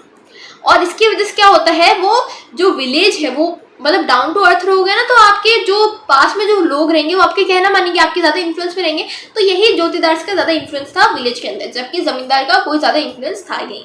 अब यहाँ पे एक नाम आ जाता है फ्रांसिस बुचानन, जिसके बारे में हम आगे इस चैप्टर के अंदर पढ़ेंगे, ठीक है। उसका सर्वे था जो उसने नॉर्थ बंगाल के अंदर किया था, जिसके अंदर बोला ज्योतिदास बहुत ज़्यादा बड़े बड़े पीजेंट्स हैं जिनके पास बहुत ज़्यादा लैंड है, मतलब थाउजेंड्स ऑफ एकड़ लैंड है, और वो क्या करते हैं, मनी लैंडिंग यानी कि जो पैसे जो उधार पर देना है उसको कंट्रोल करते हैं, और ट्रेड कैसे हो रही है उसको भी कंट्रोल करेंगे, और जो पुअर कल्टिवेटर्स है ना उसके ऊपर भी वो कंट्रोल्स करते थे। अब वो अपना लैंड खुद तो कल्टिवेट नहीं करते थे, तो वो क्या करते थे, अधियारास और बर्गदास, ठीक है, जो शेयर क्रॉपर्स है उससे कल्टिवेट कराते थे। सपोज आपका एक लैंड है ज्योतिदास का, ठीक है, अब आप उसके ऊपर कल्टीवेट नहीं कर रहे, तो आप क्या बोलोगे यार कि अधियारा को बोलोगे कि हाँ आप कल्टीवेट कर लो, अपने टूल्स लाओ, वहाँ पे कल्टीवेट करो, और जितना भी प्रोड्यूस होता है उसका 50% आप मुझे दे देना और 50% आप रख लेना, तो आप 50-50 कर लेंगे, ठीक है। अब यहाँ पे पावरफुल क्यों थे, क्योंकि वो विलेज के अंदर रहते थे, तो डायरेक्ट कंट्रोल स्थापित करते हैं जो पुअर विलेजेस के उसके ऊपर। और जो जमींदार है जो टैक्स कलेक्ट करने आता था उसको बिल्कुल नहीं कलेक्ट करने देते थे, अगर वो टैक्स इंक्रीज कर रहा है तो भी उसको नहीं करने देंगे, और उसकी ड्यूटीज को फॉलो कर रहा है वो भी नहीं करने देंगे। और रायट्स को ऑर्गेनाइज करते थे ताकि वो पेमेंट ना करे, मतलब रायट्स को बोलेंगे कि यार पेमेंट मत करो तुम, हम अगर कोई केस होता है तो हम हैंडल करेंगे, तुम पेमेंट मत करो बस। और ज़्यादातर क्या थे, ये नॉर्थ बंगाल के पावरफुल थे, और उसके अलावा आप लोगों को अलग अलग नाम से अलग अलग लोग आएंगे, जैसे मंडल्स हो गए, गणतीदार होते हैं, हवलदार हो गए, ये सब आते रहते थे। और इनकी वजह से क्या हुआ था, जमींदार की जो अथॉरिटी है वो रिड्यूस हुई थी, यानी कि जमींदार की जो पावर है वो कम हो गई थी। अब जमींदार ऐसा भी नहीं है कि यार जमींदार इतना ज़्यादा बेचारा था, अब जमींदार ऐसा भी नहीं है कि जमींदार इतना ज़्यादा बेचारा था कि यार वो कुछ नहीं करेगा। जमींदार ऑब्वियसली कुछ ना कुछ करता था। जमींदार क्या करता था, अगर उसका कोलैप्स हो रहा है या फिर उसको बहुत ज़्यादा रेवेन्यू डिमांड फुलफिल करनी है और उसको ऑक्शन हो जाता था, तो वो क्या करता था, वेज फाइंड कर लेता था कि यार वो इन ऑक्शन से अपने लैंड को देने से बच सके। सबसे पहला तो हमने पढ़ा बेनामी। बेनामी क्या होती है, जिसके अंदर मैंने आपको बताया कि वो अपने ही लोग भेज देगा और वापस खरीद लेंगे, फिर वापस वो पे नहीं करेंगे, देन वापस बेचा जाएगा, देन वापस क्या होगा, वापस वो ऐसे चढ़ता जाएगा और फिर इन द एंड क्या होगा, उसको ही अपना खुद का स्टेट मिल जाएगा बहुत ही कम प्राइस में, क्योंकि जो कंपनी है वो थक जाएगी वापस ऑक्शन कराकर। देन जो फेक सेल्स है, आप देखोगे इतनी ज़्यादा स्मॉल नहीं थी उस टाइम, 30 लाख की फेक सेल्स हुई थी। 30 लाख अभी हम बोलेंगे यार स्मॉल अमाउंट है, पर उस टाइम बहुत ज़्यादा अमाउंट थी, इतनी ज़्यादा फेक सेल्स हुई थी। 15% जो ऑक्शन हुए थे वो फेक थे। एंड देन कुछ जो वहाँ की प्रजा है, ठीक है, प्रजा बोल सकते हो, इन द सेंस वो प्रजा नहीं थी, बट वहाँ के जो लोग हैं वो पहले जमींदार को क्या करते थे, एज अवर फादर फिगर वो कंसिडर करते थे, या फिर अपने आप को उनकी प्रजा कंसिडर करते थे। तो अभी वो अपनी प्रजा ही कंसिडर कर रहे हैं। तो अगर क्या होगा, सपोज अगर उसका लैंड ऑक्शन हो गया तो नया कोई आएगा, ठीक है, नया आएगा, क्या पता वो जमींदार से ही ज़्यादा बुरा हो, तो जो वहाँ के लोग हैं वो उन्हें आने ही नहीं देते थे, ठीक है, वो रजिस्ट करते थे। जो भी जमींदार, मतलब जमींदार से अगर कोई दूसरे जमींदार आ रहा है तो उसको रजिस्ट कराते थे। अब यहाँ पे जमींदार, अगर देखो प्राइस डिप्रेशन हुआ था 19th सेंचुरी के अंदर, अर्ली 19th सेंचुरी के अंदर प्राइस डिप्रेशन आया था, फिर भी क्या हुआ था कि जो जमींदारों की पावर रही थी, क्योंकि रेवेन्यू जो रूल्स है वो थोड़े फ्लेक्सिबल बन गए थे उस टाइम तक, जमींदार की पावर उस टाइम रही थी। पर जब नेक्स्ट जो ग्रेट डिप्रेशन आया 1930s का, ठीक है, जिसको हम बोलते हैं ग्रेट डिप्रेशन ऑफ 1930, उसके अंदर क्या था, जो जमींदार है उसकी पावर बहुत ज़्यादा कोलैप्स हो गई थी, जमींदार की पावर एकदम डाउन चली गई थी। एंड किसका राइज हुआ, जोतीदार्स। मैंने आपको बताया जोतीदार्स आर रिच पीजेंट्स, उनका राइज अप हुआ। अब हम बात करने वाले फिफ्थ रिपोर्ट की। अब फिफ्थ रिपोर्ट क्या होती है, देखो कहानी समझो, ईस्ट इंडिया कंपनी है, ईस्ट इंडिया कंपनी को क्या मिला था, चार्टर मिला था। चार्टर क्या होता है, जिसके अंदर आपको सोल राइट मिले, सोल राइट मिले, यानी कि सिर्फ आपका ही राइट हो कि आप क्या करो उस लैंड को, या फिर जो भी आपकी मतलब एक ट्रेड होता है, जैसे ईस्ट इंडिया कंपनी को, यानी जो इंडिया चाइना, वहाँ पे मोनोपोली मिली थी कि आप सिर्फ वहाँ से ब्रिटेन से सिर्फ एक ही कंपनी जाएगी जो वहाँ पे ट्रेड कर सकती है। तो बाकी सारे जो कंपनीज है ब्रिटेन में उसको ऑब्वियसली अच्छा नहीं लगेगा, ठीक है, तो नहीं लगेगा, तो वो क्या करेंगे, ईस्ट इंडिया कंपनी के जो भी काम है उसको क्रिटिसाइज करने लगेंगे। और वही उन्होंने किया, और बहुत ज़्यादा रिपोर्ट्स बनाई जाती थी, मतलब बहुत ज़्यादा बड़ी बड़ी रिपोर्ट्स बनाई जाती थी कि ईस्ट इंडिया कंपनी ने कैसे जो गलत काम है वो किए हैं, ठीक है, जो अपने फेवर में कर रही है, जो ब्रिटिश है उस सरकार के कोई फेवर में नहीं हो रहा, ठीक है, जो ब्रिटेन है वो लॉस में जा रहा है, ईस्ट इंडिया कंपनी का ही सिर्फ फायदा हो रहा है, ऐसे बहुत सारी चीज़ें आपको मिल जाएगी। पर ये जो रिपोर्ट्स है बार बार प्रेजेंट होती थी, कहाँ पे होती थी, ब्रिटिश पार्लियामेंट के अंदर होती थी। अब इसमें से जो फिफ्थ रिपोर्ट है, जो फिफ्थ मतलब फर्स्ट 4 हो चुकी है पब्लिश, डिस्कस भी हो चुके हैं, डिबेट भी हो चुके हैं। अब जो फिफ्थ रिपोर्ट है वो कब आएगी, 1813 के अंदर आएगी, और उसके बारे में हम पढ़ेंगे, जो 1002 पेजेस लॉन्ग थी, 800+ पेजेस आप देखोगे किसके अंदर है, सिर्फ और सिर्फ लोग जो पेटिशन फाइल कर रहे हैं, ठीक है, जो लोग है ना रेवेन्यू बना रहे, रेवेन्यू टेबल्स हो गई, जो पेटिशन फाइल कर रहे हैं उसके ऊपर ही है। अब यहाँ पे कैसे प्रिपेयर की जाती थी, जो ब्रिटिश का एक पॉलिटिकल ग्रुप था जो कंपनी को क्रिटिसाइज कर रहा था और उसकी जो ट्रेड मोनोपोली है उसको हटाना चाहता था, तो इंडिया वो क्या बोल रहा था कि इंडिया है ना सिर्फ और सिर्फ कंपनी को बेनिफिट कर रहा है, यानी जो कंपनी है वो सिर्फ अपने लिए ही सोच रही है, अपना ही बेनिफिट देख रही है, और जो ब्रिटिश नेशन है उसका कोई बेनिफिट नहीं हो रहा। और वो क्या बोल रहे थे कि यार जो रिपोर्ट्स है वो बनाओ ताकि जो कंपनी की जो एक्टिविटीज़ है उसको मॉनिटर कर सको, अगर वो कोई गलत काम करे उसको भी आप देख सको। तो फिफ्थ रिपोर्ट के अंदर क्या था कि जो रेंट है उसको अच्छे से कलेक्ट नहीं किया जा रहा। सेकंड चीज़, जो लैंड है उसको बार बार ऑक्शन करा जा रहा है, ठीक है, तो इसके अंदर आप देखोगे जो बहुत ज़्यादा लैंड है उसको ऑक्शन करा दिया जा रहा है, जो बड़ी बड़ी जमींदार की फैमिली उसको आप देख रहे हो उनका लैंड चला जा रहा है, तो ये सारी चीज़ें आपको मिल जाएगी। पर आप क्या इसको सही में कंसिडर कर सकते हो कि यार ये ट्रू सोर्स है, मतलब सही है?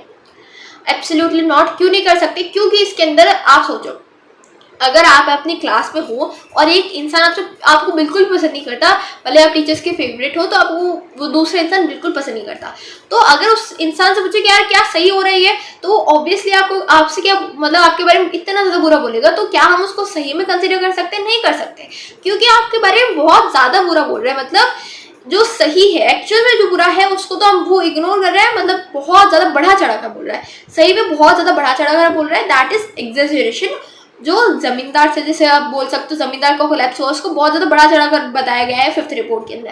देन जो कंपनी के एडमिनिस्ट्रेशन है उसको बहुत ज़्यादा क्रिटिसाइज किया गया है। और उसके बारे में अब जो अभी जो रिसर्च हुई उसके अंदर पता चला कि जमींदार है उन्होंने अपना कंट्रोल लिया था। हमने पढ़ा था कि कौन से वेज थे जिसके अंदर जमींदार क्या कर रहे थे, अपनी पावर स्टोर कर रहे थे, ठीक है, उनकी पावर नहीं गई थी, ये हमने पढ़ा। तो जमींदार से अपना वे निकाल था कि वो कैसे रेजिस्ट करे। और फिर ज्योतिदास के बारे में बात करें तो ज्योतिदास उस टाइम में आ रहे थे, ज्योतिदास भी बड़े बड़े पीजेंट्स हो गए थे, ठीक है, उन्होंने जमींदार की अथॉरिटी को हटा दिया था और ज्यादातर रेवेन्यू देते ही नहीं थे, डिफॉल्ट करते रहते थे और ज्यादातर लैंड वो ऑक्यूपाई करते थे, जिनका जितना मतलब वो परमिटेड है कि इतना ही ऑक्यूपाई कर सकते, उससे ज्यादा वो ऑक्यूपाई कर लेते थे। तो यहाँ तक तो मैंने 5th रिपोर्ट के बारे में पढ़ा और यहाँ पे हम ज्योतिदास के बारे में थोड़ा बहुत पढ़ेंगे। देन जो जमींदार से कॉन्फ्लिक्ट होता रहता था और ठीक है वो कॉपरेट नहीं करते थे। कौन नहीं कॉपरेट करता था? ज्योतिदार, जमींदार से, ठीक है, क्योंकि जमींदार की वो एकदम खिलाफ थे, उनकी अथॉरिटी को जैसे वो डाउन गिरती थी उन्हें बहुत मजा आता था। ज्यादातर राइट्स को जो राइट्स होते हैं ना उनको एक साथ लाते थे ताकि जमींदार के खिलाफ क्या करे, प्रोटेस्ट कर सके।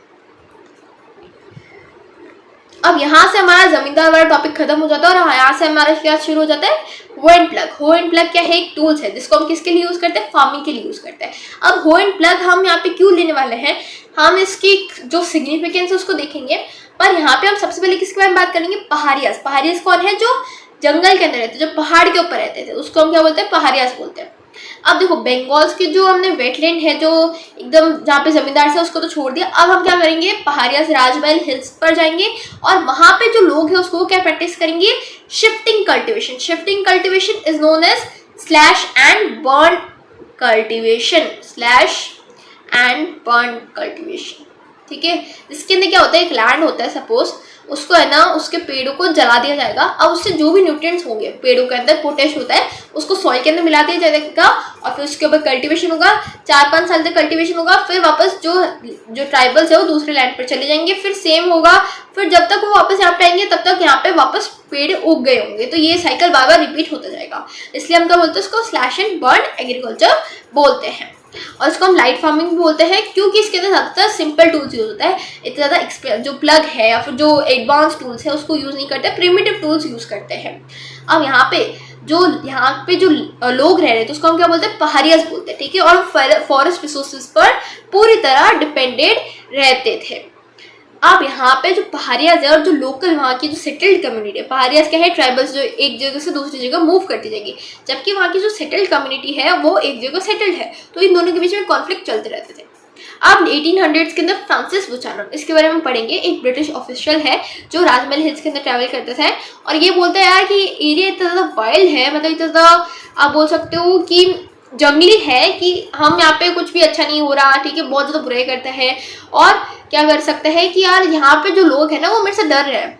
वो कोई भी अगर गवर्नमेंट ऑफिशियल आता है तो उससे डर जाते हैं, जैसे बुचानन आया तो वो डर जाता है। क्यों डर जाता है अभी हम पढ़ेंगे। सबसे पहले हम पहाड़ियास के बारे में देख लेते हैं। तो पहाड़ियास किसके ऊपर डिपेंडेंट है, फॉरेस्ट के ऊपर डिपेंडेंट है। फॉरेस्ट से उन्हें क्या क्या मिल रहा है, उन्हें महुआ फ्लावर्स मिल रहे हैं जो खाने के लिए यूज़ करेंगे, सिल्क कोकून्स मिल रहे हैं जो उसको बेचने के लिए यूज़ करेंगे, रेजिन्स मिल रहे हैं उसको भी बेचेंगे, जो वुड है उसको चारकोल बनाने के लिए यूज़ करेंगे। देन उसके अलावा उन्हें क्या मिल रहे हैं, जो बड़े बड़े फील्ड्स है वो मिल रहा है जहाँ पे वो अपने एनिमल्स को चराएंगे, ठीक है। और वो क्या करेंगे, इतने ज़्यादा बड़े बड़े घर बनाकर नहीं रहते, ऑब्वियसली नहीं रहते, वो छोटे छोटे जो झोपड़ी है वो बनाकर रहेंगे और वहाँ पे क्या करेंगे, वो उनके आसपास बहुत ज़्यादा नेचर होगा तो उसके अंदर वो रेस्ट करेंगे एंड देन उसका होम आइडेंटिटी और जो सर्वाइवल बेस है वो सब क्या बनेगा, फॉरेस्ट बनेगा। अब यहाँ पे आपको एक इंपॉर्टेंट चीज़ याद रखनी है, गुरिल्ला वारफेयर। बुक में नहीं है बट आपको एक ध्यान होना चाहिए, गुरिल्ला वारफेयर क्या होता है, जब हम छुप कर क्या कहते हैं, जब वॉर लड़ते हैं, दैट इज गुरिल्ला वॉरफेयर। यहाँ पे ये प्रैक्टिस होता था, कहाँ पे होगा, जहाँ पे फॉरेस्ट एरिया ज़्यादा होगा वहाँ पे मोस्ट प्रोमिनेंटली प्रैक्टिस होगा। बाकी और जगहों पर भी होता है बट मोस्ट प्रोमिनेंटली क्या होता है, फॉरेस्ट एरिया के अंदर होता है। अब यहाँ पे जो सोशल लाइफ होगी वो कैसे होगी, जो पहाड़ियास है उनके पास में एक चीफ होगा। चीफ क्या होगा, लीडर होगा। अगर सपोज पहाड़ियास की एक कम्युनिटी है और दूसरी जो ट्राइब है, मतलब दोनों ही ग्रुप है पहाड़ियास के, अगर वो आपस में लड़ देते हैं तो क्या होगा, उनके चीफ्स आएंगे और वो उस मैटर को रिजॉल्व करेंगे। और इसकी वजह से क्या होगा, बैटल्स भी कई बार हो जाती थी कि मतलब एक ट्राइब दूसरी ट्राइब पर अटैक करेगा और ये अटैक्स भी कौन ऑर्गेनाइज करेगा, चीफ है वही ऑर्गेनाइज करेगा। अब अगर उनके पास खाने की कमी आ गई तो वो क्या करेंगे, रेड करेंगे। रेड यानी कि लूटेंगे, मतलब आप बोल सकते हो लूटेंगे, यानी कि चोरी कर सकते हैं वो। कहाँ पे करेंगे, ऑब्वियसली एक दूसरे को तो नहीं करेंगे, दोनों फिर लड़ने लग जाएंगे। तो वो क्या करेंगे, जो सेटल्ड एरिया है वहाँ पे चोरी करेंगे, वहाँ से क्या करेंगे, एनिमल्स ले लेंगे, ठीक है, फूड ले लेंगे और फिर अपने आप के जो नीड्स है उसको फुलफिल कर लेंगे। अब ये उनका एक और चीज़ क्या थी कि उनका जो वे है मतलब अपनी पावर को शो करने का, वो भी यही था। अब अगर आपको रेड नहीं करवाना, मतलब सेटल्ड एग्रीकल्चर वाला जो एरिया है आपका, वहाँ पर रेड नहीं होना चाहिए, तो आपको क्या करना पड़ेगा, जो चीफ है उनको एक फी पेमेंट करनी होगी। और अगर आप कोई ट्रेडर हो या फिर जो मर्चेंट्स हो, तो आपको अगर फॉरेस्ट से पास करना होगा, ऑब्वियसली पास करना होगा, तो वहाँ पे भी आपको क्या करना होगा, अपनी एक फी पे करनी होगी। जैसे हमारे यहाँ पे होता है टोल टैक्स, पहले वहाँ पे वो फी पे करते हैं, किसको करेंगे, चीफ को वो फी पे करनी पड़ती थी ताकि आप वहाँ पे इजीली पास हो सको। अब मैं बोलूँ क्या, जो सेटल्ड कम्युनिटी है और जो पहाड़ी है उनको फी पेमेंट हो गया, फिर क्या होगा, पीस हो जाएगी। पर नहीं हुआ, क्यों नहीं हुआ, क्योंकि ब्रिटिशर्स ने अपनी नाक बीच में घुसा ली। पीस बहुत ज़्यादा फ्रेजाइल थी, मतलब इतनी ज़्यादा लंबी टाइम तक नहीं चली। क्यों नहीं चली, क्योंकि ब्रिटिशर्स ने सेटल्ड एग्रीकल्चर एक्सपेंड करना शुरू हो गया। क्यों करा, क्योंकि वहाँ पे क्या चाहिए, उन्हें रेवेन्यू चाहिए। अब रेवेन्यू चाहिए तो सेटल तो करना पड़ेगा एग्रीकल्चर को, तो रेवेन्यू बहुत ज़्यादा रिक्वायर्ड था, तो सेटल करो ताकि रेवेन्यू कलेक्शन बहुत ज़्यादा ईजी हो जाए।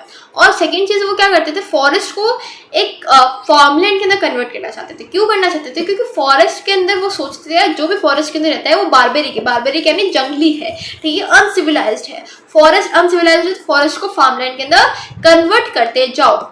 और वो एक्सपेंड करने में बिलीव करते थे, एग्रीकल्चर को एक्सपेंड करो ताकि जो लैंड रिसोर्सेज है उससे ज़्यादा मनी मिल सके, एक्सपोर्ट ज़्यादा हो सके और कंट्रोल्ड सोसाइटी, जो लॉ एंड ऑर्डर को माने वैसे सोसाइटी बन सके। अब वो क्या करते थे, जो हंटर्स उन्हें फार्मर्स के अंदर कन्वर्ट करने में लगे थे, फॉरेस्ट को क्या है, सेटल्ड जो एरिया है उसके अंदर कन्वर्ट करने में लगे थे।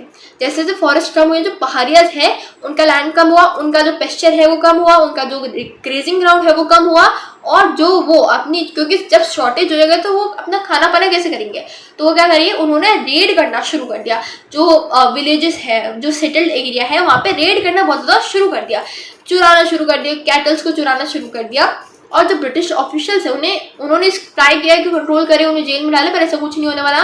गुरिल्ला वारफेयर बहुत ज़्यादा पावरफुल है, और जो पहाड़ियाँ हैं उनको लड़ना बहुत ज़्यादा अच्छे से आता था, वो किसी की बात नहीं मानते थे, तो वो इनको ब्रिटिश उसको कंट्रोल नहीं कर पाए।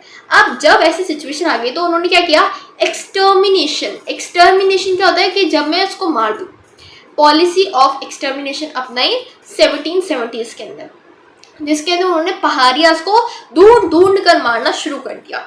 अब ये आप देखोगे कितनी ज़्यादा ब्रूटल मेथड है जो उन्होंने अपनाई थी, एंड दे कॉल पहाड़ियाँ अनसिविलाइज्ड। तो मतलब देख लो आप कितनी हिपोक्रेसी है।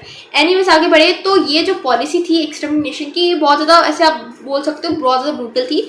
तो एक ऑफिशियल है 1780s के अंदर, अगस्टस क्लेवलैंड, उसने एक पीसफुल अप्रोच की, पॉलिसी ऑफ पेसिफिकेशन, जिसके अंदर क्या होता है कि चीफ है उसको एक फी पेमेंट देंगे हम, ठीक है, और वो फी पेमेंट के दे दिया हमने पूरे साल का, तो हम उसको क्या बोलेंगे कि आपके जो भी लोग हैं उसको आप ढंग से रखो, ठीक है, वो हमला ना करे, उसको कीप मैनर्ड में रखो। पर जो चीफ है वो उसको लेने से मना कर देंगे, ठीक है, जो जिसने ले लिया, मतलब फॉर एग्जाम्पल किसी चीफ ने ले लिया, तो क्या हो गया, वहाँ के जो ट्राइब है वही उन्हें नहीं मानेंगे। मतलब अगर एक चीफ है, सपोज ए चीफ है, एक ग्रुप का चीफ है, उसने ले लिया अगर ब्रिटिश से जो अलाउंस है, तो क्या होगा, वहाँ के जितने भी लोग हैं उस चीफ की बिल्कुल बात नहीं मानेंगे, उस चीफ को बायकॉट कर देंगे। और क्योंकि मैक्सिमम लोग हैं ना जो चीफ है वो नहीं लेते थे, क्यों नहीं लेते थे, जिसने ले लिया उसको क्या देखा जाता था कि या तो ये तो ब्रिटिश का सर्वेंट बन चुका है, ठीक है, उनका कंट्रोल में आ चुका है। और जैसे जैसे लैंड है ना कम होता गया, क्योंकि आप देखो कि राजमहल हिल्स का एरिया बहुत ज़्यादा कम होता गया धीरे धीरे, तो जो पहाड़ियाँ है वो अंदर चले गए हिल्स के अंदर। मतलब सपोज एक हिल है, पहले वो यहाँ पे प्रैक्टिस करते थे क्योंकि यहाँ पे फर्टाइल लैंड खत्म हो जाता है, सो वो ऊपर चल गए जहाँ पे रॉकी स्ट्रक्चर है, इतना फर्टाइल लैंड है ही नहीं। फिर भी उन्होंने रेजिस्ट करना बंद नहीं किया, प्रोटेस्ट करना कभी भी बंद नहीं किया। जब बुचानन, जो हमने पहले पढ़ा ना, फ्रांसिस बुचानन, उसने वापस विजिट किया एरिया में, तब क्या हुआ, जो पहाड़ियाँ थे वो उनसे डर रहे थे। क्यों? क्योंकि पॉलिसी ऑफ एक्सटर्मिनेशन वहाँ उन्हें याद था कि कैसे हो रहा था ये, और वो रेजिस्ट कर रहे थे, जो भी आउटसाइडर्स आ रहे हैं उन्हें रेजिस्ट करो। और क्यों? क्योंकि वो डर रहे थे, क्योंकि वो पास्ट वायलेंस जानते थे यार कैसे हुआ। अब इस टाइम पर एक इंपॉर्टेंट चीज़ हुई, बहुत ज़्यादा इंपॉर्टेंट है, संथल्स आ गया। संथल्स क्या होते हैं? संथल्स एक और पहाड़ियास के ग्रुप है, ठीक है। Santhals are also a group of tribe, ठीक है, ट्राइब के ग्रुप है जो घूमते रहते थे, पहले घूमते रहते थे, अब उन्हें सेटल होना था, ठीक है। तो ब्रिटिशर्स और जो जमींदार है उन्होंने उसको इनवाइट किया, क्योंकि जमींदार और ब्रिटिशर्स है वो पहाड़ियों को कंट्रोल नहीं कर पा रहे थे, तो उन्होंने सोचा यार एक ट्राइब को दूसरी ट्राइब के साथ भिड़ाओ, और संथल्स को वहाँ पे इन्वाइट किया कि वहाँ पे आप सेटल करो अपना लैंड और वहाँ पे आप एग्रीकल्चर प्रैक्टिस करो। तो संथल्स यहाँ पे आ गए, उन्होंने अपना जो लैंड है उसको सेटल किया, वहाँ पे सेटल हो गए, कल्टीवेट किया, क्रॉप्स ग्रो की, राइस और कॉटन जैसी, और प्लग्स यूज करना शुरू हो गया। प्लग समझो, प्लग क्या है? प्लग यानी कि जो चेंज है, ठीक है, या फिर जो बोल सकते हैं डेवलपमेंट है, जो ब्रिटिशर्स के द्वारा कराया गया है, किसने किया? संथल्स ने किया। प्लग सिंबलाइज क्या करता है? जो संथल्स की और ब्रिटिशर्स की वे है सेटल्ड फार्मिंग को, या फिर जो सेटल्ड एग्रीकल्चर है उसको क्या सिंबलाइज करता है? प्लग। एंड जो हो है वो simple way of life, forest way of life, shifting cultivation और पहाड़ियों को सिग्निफाई करता है। अब यहाँ तक समझ में आया? अब बात करेंगे बुचानन। बुचानन कौन है? एक फिजिशियन था जो इंडिया आया था, किसके अंदर? बंगाल मेडिकल सर्वे से वहां पे आया था। टेन्योर क्या है? 1794 से 1815 तक, याद रखना 1794 से 1850 तक।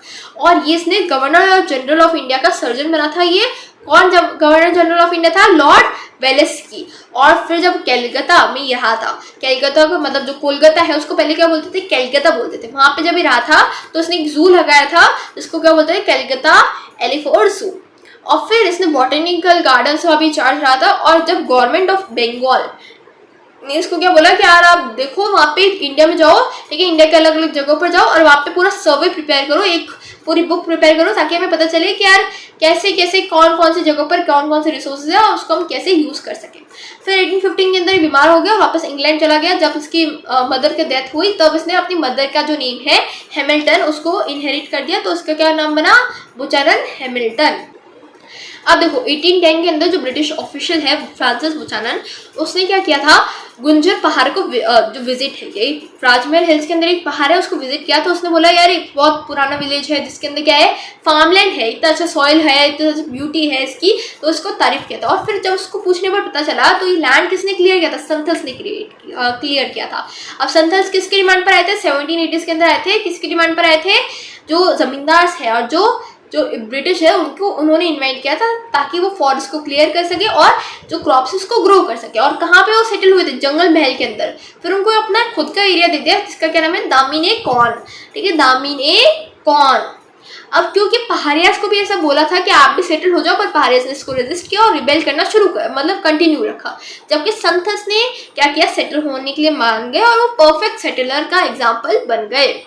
अब 1832 के अंदर उन्हें एक लैंड एरिया दे दिया गया था जिसका क्या नाम है? दामिने कौन, ठीक है। और फिर वहाँ पे बोला था कि यार आप अच्छे से अपने सेटल लाइफ प्रैक्टिस करो, प्लग एग्रीकल्चर लो, पर आपकी शर्त क्या है कि हम 1/10 लैंड है जो भी आपको दिया जा रहा है ना, उसको फर्स्ट 10 ईयर्स के अंदर आपको क्लियर करना है और वहाँ पे फॉरेस्ट को हटाना और सेटल्ड एग्रीकल्चर करना है। लैंड को सर्वे किया जाता था, मैप किया जाता था, और जो प्लेन है उसको पहाड़ियास के जो फॉरेस्ट है उसको सेपरेट कर दिया जाता है। मतलब यहाँ पे सपोज ये माउंटेन है, यहाँ पे पहाड़ियाँ रहते थे, तो यहाँ तक वाला यहाँ पे क्या गई? बाउंड्री लगा दी जाती थी और उसके ऊपर क्या है? पहाड़ियाँ रहेंगी एंड उसके नीचे क्या है?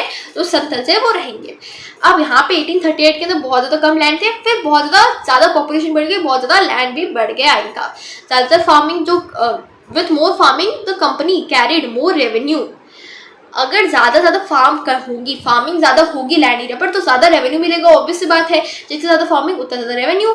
अब संथल्स के अगर आप हिस्ट्री में देखोगे तो बहुत बार मूव करते हैं, मतलब एक जगह से दूसरी जगह मूव करते थे तो वो भी ट्राइबल्स, पर अब वो क्या हो रहे थे? वो सेटल होना शुरू हो गए थे, तो उन्हें ये मतलब अच्छी चीज़ लग रही थी यार कि हम इतना सेटल हो गए, हम इतना घूम रहे थे, हम आराम से सेटल हो गए। जबकि जो पहाड़ियाँ थे वो फिर भी रिबेल करना उन्होंने कंटिन्यू रखा और वो ज़्यादातर वापस और डीप के अंदर चले गए, फॉरेस्ट के अंदर और ज़्यादा चले गए। अब उनके पास ज़्यादातर लैंड नहीं था, फर्टाइल सॉइल नहीं था, ठीक है। जो एकदम ऊपर वाला होता है, पहाड़ के ऊपर वाला आप देखोगे इतना ज़्यादा सूटेबल नहीं होता एग्रीकल्चर के लिए, वो वाला था एरिया उनके पास। शिफ्टिंग कल्टिवेशन नहीं कर पा रहे थे और वो घूम नहीं पा रहे थे, फॉरेस्ट हंटिंग नहीं कर पा रहे थे क्योंकि फॉरेस्ट तो कम हो रहे हैं और ज़्यादातर वो पुअर होते जा रहे थे, ठीक है। उनके पास कुछ ज़्यादा नहीं बचा था। पर संथल्स क्या कर रहे थे? आराम से ग्रो कर रहे थे और राइस, कॉटन और जो अदर क्रॉप्स है उन्होंने ग्रो करना शुरू कर दिया था। अब वो सेटल्ड जो कम्युनिटी है उसकी जैसे क्या कर रहे थे? ट्रेडर्स के जैसे साथ में डील कर रहे थे, ठीक है। मनी लैंडर्स जिसको हम क्या बोलते हैं? डिक्शर्स, उनके साथ में डील कर रहे थे। एंड फिर जब उन्हें धीरे धीरे पता चला यार कि हम इन सबके साथ डील कर रहे हैं, मनी लैंडर इतना ज़्यादा टैक्स लगा रहे हैं, ठीक है, जो ब्रिटिश गवर्नमेंट है वो हमारे ऊपर इतना ज़्यादा जो रेवेन्यू वो चार्ज कर रही है, हम जाए तो जाए कहाँ, हम तो पे ही नहीं कर पा रहे, हमारा लैंड तो मनी लैंडर्स ले रहे हैं, अगर हम पे नहीं कर पा रहे तो, और जमींदार हमारा जो कंट्रोल है उसको ले रहे हैं, तो हमारे पास तो हमारा लैंड नहीं रह ही नहीं रहा। तो संतल्स ने रिवॉल्ट कर दी, कब की, 1856 से 1855 से 1856 तक, याद रखना 1855 से 1856 तक। रिवॉल्ट किसके अगेंस्ट की गई थी, जमींदार और मनी लैंडर और जो ब्रिटिश गवर्नमेंट है उसके अगेंस्ट। क्यों की गई थी, क्योंकि उन्हें एक अपना आइडियल वर्ल्ड बना था कि यार संथल्स का एक दुनिया हो, ठीक है, जिसके अंदर क्या हो, उनका एक जो संथल प्रजाजना है, ठीक है, जिसके अंदर क्या हो, उनका एक पूरा एक अच्छे से लैंड एरिया कल्टीवेट हो जाए, लैंड एरिया बन जाए, ठीक है, और क्या हो, वो आराम से रह पाए बिना कोई टैक्स के। तो जब ब्रिटिश को डर लगा कि यार बड़ा मूवमेंट ना बन जाए, तो उन्होंने संथल्स को एक लैंड एरिया दे दिया जिसका क्या नाम है, संथल प्रागना, ठीक है, और जो बहुत ज़्यादा बड़ा एरिया था जिसके अंदर पास के जो डिस्ट्रिक्ट्स है उसको भी ले लिया गया था। और उन्होंने स्पेशल लॉज पास किए, किसने, ब्रिटिशर्स ने, संथल्स के लिए, ताकि कोई ऐसे फ्यूचर में बाद में वो रिवॉल्ट ना करे। अब यहाँ पे जो बुचानन है उन्होंने क्या बोला, उनकी रिपोर्ट्स के अंदर हमें पता चलता है यार कि जो वो है, उन्हें फैसिनेशन था कि यार मुझे ट्रैवलिंग करना पसंद है, ऐसा करना, ऐसा कुछ नहीं था। उन्हें तो सिर्फ क्या करना था, उनकी सर्विस थी, उन्हें इसके पेमेंट मिल रहा था, ब्रिटिश सरकार है जो उसको पेमेंट दे रही थी कि आप ट्रैवल करो तब भी आपको, यही आपकी ड्यूटी है।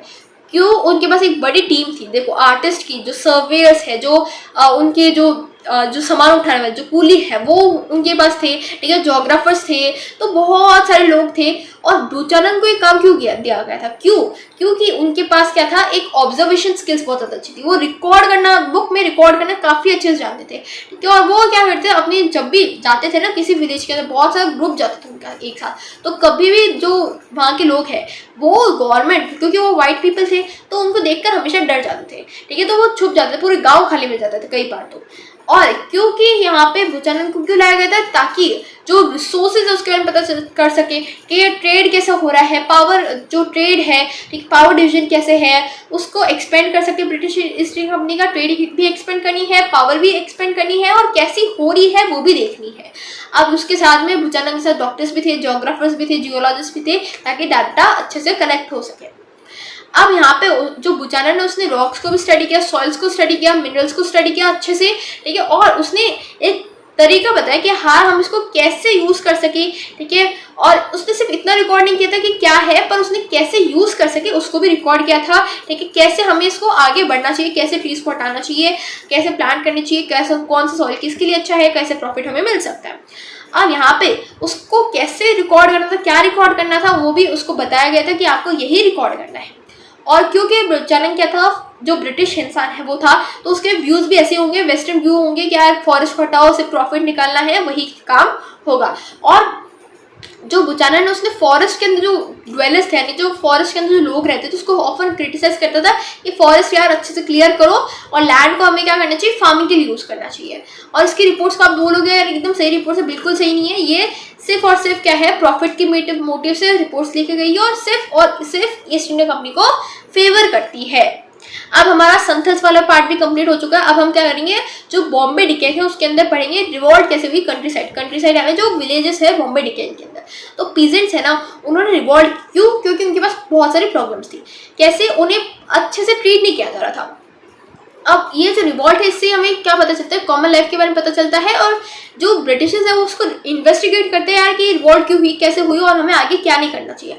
अब यहाँ पे आपको पता है 1857 के अंदर फर्स्ट वॉर ऑफ इंडिपेंडेंस हुई थी, फिर 1875 के अंदर रिवॉल्ट हुई थी, जिसके अंदर कहाँ हुई थी, सुपा विलेज, याद रखना, पुणे के अंदर हुई थी, सुपा विलेज के अंदर 12 मई 1875 के अंदर, जिसके अंदर क्या था, जो पीजेंट्स है, जो रायट्स होते हैं, उनने मनी लैंडर्स, ठीक है, और जो शॉपकीपर्स है वहाँ पे अटैक कर दिया उनके, और उनके बही खाता यानी जो अकाउंट बुक है जहाँ पे उन्होंने कितना लोन दिया, किसने कितना पे करा, किसने कितना नहीं करा, सबको जला दिया, ठीक है। जो डेप्थ पेपर है उसको सबको जला दिया, और फिर उनको लूट कर लिया, ठीक है, उनके घरों से तोड़ फोड़ करके चले गए, उनके घरों से सामान लेकर चले गए और उनके घरों को जला दिया। अब ये रिवॉल्ट बहुत ज़्यादा फैल गई थी, अहमदनगर और बहुत सारी जगहों पर फैल गई। और पैटर्न क्या था, सेम था कि सबसे पहले आएंगे, अकाउंट बुक्स को डिस्ट्रॉय करेंगे, ठीक है, जो भी रिकॉर्ड्स है उसको डिस्ट्रॉय करेंगे और साहूकार को अटैक करेंगे। और उसकी वजह से सारे साहूकार, बहुत सारे, मतलब सारे नहीं तो बहुत सारे, अपनी ही जो चीज़ें हैं उसको छोड़कर भाग गए। और फिर जो पुलिस स्टेशन है वहाँ पे भी क्या हुआ, रिवॉल्ट हुई थी, वहाँ पे भी उसको भी कंट्रोल नहीं कर पाई, जो लोकल पुलिस है वो भी कंट्रोल नहीं कर पाई। तो उन्होंने जो ब्रिटिश हिस्ट्री अपनी है उसने आर्मी को सेंड कर दिया। यहाँ पे तो ब्रिटिश गवर्नमेंट आ जाएगी क्योंकि 1857 की रिवॉल्ट हो चुकी है। तो उन्होंने क्या किया, आर्मी को सेंड किया और बहुत ज़्यादा टाइम लगा इसको कंट्रोल करने में, बहुत ज़्यादा टाइम लगा। पर ये रिवॉल्ट हुई क्यों थी, क्योंकि एक नया सेटलमेंट सिस्टम आया था। अब देखो याद रखो, परमानेंट सेटलमेंट कहाँ आया था, बंगाल के अंदर आया था। कहाँ आया था, बंगाल के अंदर। पर जो नया सेटलमेंट सिस्टम आया था, क्योंकि ब्रिटिश ने समझ लिया था परमानेंट सेटलमेंट अच्छे से काम नहीं करने वाला, ठीक है, क्योंकि उसकी वजह से रिवॉल्ट हो रही थी, तो अच्छे से काम नहीं करने वाला। तो अब हम क्या करेंगे, परमानेंट नहीं लाएंगे, हम टेम्पररी सेटलमेंट सिस्टम लाएंगे। इसके अंदर आपका आ जाएगा रियायतवारी सिस्टम, जिसके अंदर डायरेक्ट क्या करेंगे, हम पीजेंट से ही जो टैक्स है वो लेंगे, ठीक है, डायरेक्टली हम पीजेंट से ही, फार्मर से ही लेंगे। और ये कहा था डिक्केन के अंदर सबसे पहले इंट्रोड्यूस किया गया था। और उस टाइम देखो कि जो एग्रीकल्चर प्राइसेस है वो ज़्यादा बढ़ गए थे 1810 के अंदर, तो ब्रिटिशर्स ने क्या किया था, जो टैक्स है वो भी बहुत ज़्यादा बढ़ा दिया था, ठीक है। जमींदार बंगाल के ज़्यादा अर्न कर रहे थे, जबकि जमीन जो अब यहाँ पे आपको क्या दे रखा है, जो परमानेंट सेटलमेंट है वो दे रखा है, इसके अंदर जो बंगाल के जमींदार है वो ज़्यादा अर्न कर रहे थे और ब्रिटिश ज़्यादा अर्न नहीं कर पा रहे थे। तो वो उन्होंने क्या लाया था, टेम्परेरी सेटलमेंट सिस्टम लाया था। अब टेम्परेरी सेटलमेंट सिस्टम किसके ऊपर बेस्ड था और इसके ऊपर इतना ज़्यादा टैक्स क्यों किया जा रहा था। अब यहाँ पे आपको एक थ्योरी दे रखी है, क्या नाम है थ्योरी का, राइकर्ट्स थ्योरी, जिसके अंदर क्या है, डेविड राइकर्ट्स एक इकोनॉमिस्ट है, उन्होंने क्या दिया, सपोज आपका लैंड है एरिया, ठीक है, अगर आपकी लैंड एरिया पर आप कितना मतलब अर्न करो, सपोज आप देखो 1000 रुपये आप अर्न कर रहे हो, अब अगर स्टेट आपसे सिर्फ 10 रुपये चार्ज करे तो आप क्या होगा, आपके पास 990 रुपीज़ ऐसे ही बचेंगे। अब ये क्या बोलता है कि यार अगर आपके पास इतना ज़्यादा पैसा बच गया तो क्या होगा, आप है ना अपने लीजर टाइम में उड़ाओगे और इन्वेस्ट नहीं करोगे, उसे वेस्ट हो जाएगा, वो इन्वेस्टमेंट में नहीं आएगा। तो हम क्या करेंगे, 10 रुपये की जगह क्या करेंगे, 110 रुपये चार्ज करेंगे, तो आपके पास कम पैसा बचा, तो आपके पास कम पैसा है तो आप उसको इन्वेस्ट करोगे और अच्छे से यूज़ करोगे। तो ब्रिटिशर्स ने इसी जो मॉडल है उसके ऊपर क्या लाई थी, न्यू रेवेन्यू सेटलमेंट जो है वो लाए थे। सेकंड जो चीज़ थी जिसकी वजह से क्या हो रहा था कि हम पे नहीं कर पा रहे थे, क्यों नहीं कर पा रहे थे और रिवॉल्ट क्यों हुई थी, सेकंड था रियायतवारी सेटलमेंट, जिसके अंदर टैक्स डायरेक्टली हम फार्मर से लेंगे और किसके बेसिस पर लेंगे यार, कि सॉइल क्वालिटी कैसी है, इनकम कैसे दे सकता है फार्मर, उसके पास कितना लैंड है, ठीक है, और हर एक जो रेवेन्यू शेयर है उसको फिक्स कर देंगे जो ब्रिटिश को पे करना है। पर रेवेन्यू को मतलब ऐसे नहीं बोल सकते यार कि फिक्स होगा हर टाइम, वो 30 साल बाद क्या होता था, चेंज होता रहता था, हर बार चेंज होता था 30 साल बाद, मतलब हर 30 ईयर्स के बाद में वो क्या होगा, चेंज होगा। थर्ड जो कारण था कि जो पीजेंट्स उन्होंने रिवॉल्ट की थी, कि रेवेन्यू था वो बहुत ज़्यादा हाई था, ठीक है, जो प्राइसेस है वो बहुत ज़्यादा हाई थे कि ज़्यादातर लोग क्या करते थे, अपने गांव ही छोड़ के चले जाते थे, और अगर वहाँ पे सॉइल क्वालिटी अच्छी नहीं हुई या बारिश अच्छी नहीं हुई तो वो और ज़्यादा सफ़र करते थे और फिर वापस गांव छोड़ कर चले जाते थे। अगर उन्होंने टैक्स नहीं दिया तो क्या होगा, उनकी क्रॉप को सीज कर दिया जाएगा, फाइन इम्पोज कर दिया जाएगा, और सपोज एक विलेज में सिर्फ एक ही इंसान ने क्रॉप नहीं दी या फिर एक ही इंसान ने टैक्स नहीं दिया तो क्या होगा, पूरे विलेज के ऊपर फाइन इम्पोज कर दिया जाएगा। और फिर 1832 के अंदर और 1834 के अंदर याद रखना एक फेमिन आई थी जिसके अंदर 1/3 ऑफ कैटल मर गई थी, half of the human population मर गई थी, जो किसान है उसके पास कोई खाना नहीं था, कोई सीड नहीं था, कुछ भी नहीं था, और उन्हें मनी लैंडर से लोन लेना पड़ रहा था सिर्फ अपना खाना खरीदने के लिए, टैक्स पे करने के लिए, अपनी कैटल्स को खरीदने के लिए, जो सीड्स है उसको खरीदने के लिए, तो उनके पास कुछ भी नहीं था, ठीक है। तो इतनी ज़्यादा बुरी हालत हो गई थी। अब जैसे जैसे प्राइजेस जो कैटल जो क्रॉप है उसके और ज़्यादा नीचे गिर गए, मतलब पहले जो फेमिन है वो तो आ ही दिया, अब उसके साथ में प्राइजेस और गिर गए 1832 के अंदर, और बहुत ज़्यादा कम रहे 15 ईयर्स तक। तो पीजेंट्स उन्होंने कम अर्न किया, ठीक है, और वो टैक्स भी नहीं कर पा रहे थे पे, और लोन भी पे नहीं कर पा रहे थे, डेब्ट बहुत ज़्यादा बढ़ रही थी, और वो मनी लैंडर पर पूरी तरह डिपेंडेंट थे, मतलब एक खाने की सामान लेना तो भी वो उन्हें लोन लेना पड़ रहा था। अब ब्रिटिश को थोड़ा बहुत अक्ल आई कि यार जो टैक्स सेटलमेंट है वो बहुत ज़्यादा हाई है, भाषा पर उन्होंने कुछ भी नहीं किया। 1845 के अंदर जब एग्रीकल्चर प्राइसेस बढ़े थे तब क्या हुआ, फार्मर्स ने ज़्यादा लैंड कल्टीवेट करना शुरू किया, पर उसके लिए भी तो उन्हें लोन चाहिए होगा, क्यों चाहिए होगा, क्योंकि उन्हें कैटल्स खरीदनी है, जो प्लग्स है, जो टूल्स है वो तो खरीदने हैं, तो वापस साहूकार से यानी जो मनी लैंडर्स है उसके पास में गए। अब एक इंपॉर्टेंट चीज़ आ जाती है 1861, यहाँ पे क्या होता है, अमेरिकन सिविल वॉर होता है, जिसके अंदर आप देखो अमेरिका से है ना, जो ब्रिटिश है, जो ब्रिटेन है, वहाँ से मैक्सिमम कॉटन जाता था, यानी अमेरिका से कॉटन ग्रो होता था और ब्रिटिश को सप्लाई होता था। अब क्योंकि अमेरिका अगर कॉटन जो ब्रिटिश है उसको देना बंद कर दे तो क्या होगा, तो जो ब्रिटिश थे उसके सारे कॉटन इंडस्ट्रीज चली गई ऐसे उड़ने में। तो जो ब्रिटिशर्स ने जितनी भी कॉलोनीज बनाई थी वहाँ पे कॉटन ग्रो करो ऐसी डिमांड रखी थी। तो इंडिया के अंदर भी कॉटन ग्रो हो रहा था, बहुत अच्छी जगह थी इंडिया कॉटन ग्रो करने के लिए, ब्लैक सॉइल बहुत ज़्यादा बेस्ट होता है कॉटन के लिए, और इंडिया के अंदर वो बहुत ज़्यादा था। अब क्योंकि बहुत ज़्यादा कॉटन की डिमांड हो सकती है, अगर अमेरिका ने कॉटन देना बंद कर दिया तो क्या होगा। तो 1857 के अंदर कॉटन सप्लाई एसोसिएशन बना था ब्रिटेन के अंदर।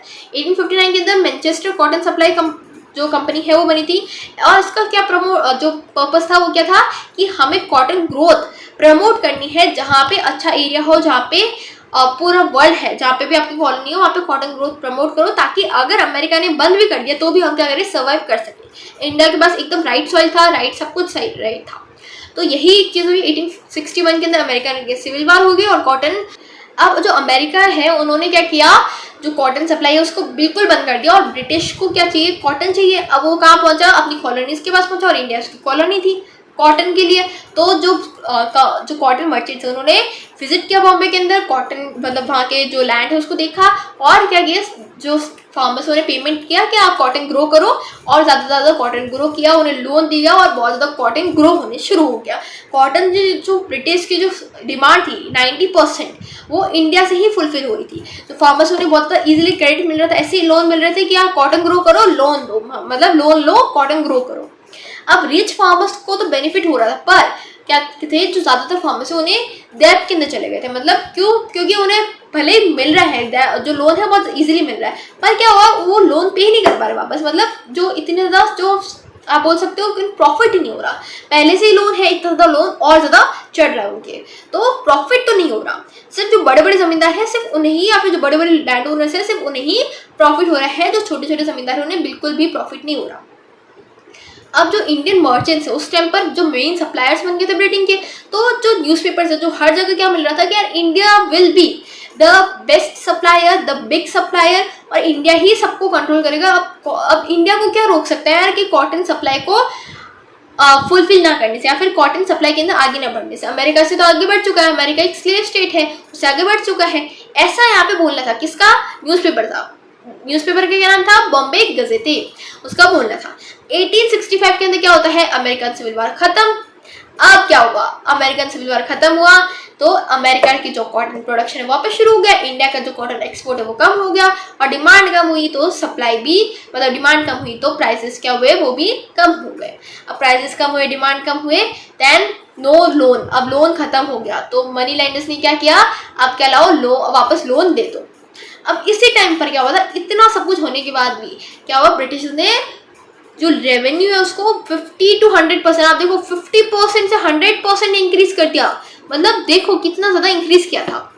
अब यहाँ पे जो ब्रिटिश गवर्नमेंट है उसने लैंड रेवेन्यू इंक्रीज कर दिया। फर्स्ट जो रेवेन्यू सेटलमेंट है जो 1820 से 30 का था, अब वो हो चुका था, तो वापस क्या हो रहा था, नया वापस क्या कर रहा था, हमें रेवेन्यू सिस्टम लाना था। और उस रेवेन्यू सिस्टम के अंदर क्या था, 50 to 100% जो रेवेन्यू है वो इंक्रीज कर दिया गया था।